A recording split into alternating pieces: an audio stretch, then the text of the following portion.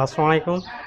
আমি engineer Mohammad Sabbir Hossain, still mark building limited পক্ষ থেকে। এখানে আমাদের গতকাল রাতে একটা ডাকাত দল সংঘবদ্ধভাবে রাত আনুমানিক 7:30 থেকে 1টার মধ্যে আমাদের এখানে হচ্ছে ডাকাতি করে।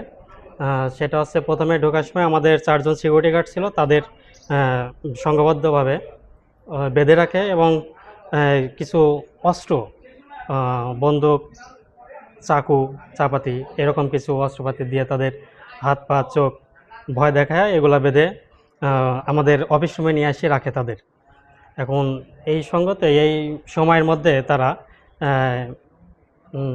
সিভিল এর থেকে ব্যাটারি নিয়ে যায় 368টা এবং অনেক কেবল নিয়ে যায় তারা। এখানে দেখা যায় তা মূলত আনুমানিক প্রায় 2 কোটি টাকার মালামাল তারা হচ্ছে বহন করে নিয়ে চলে যায়। এখন আইনের লোক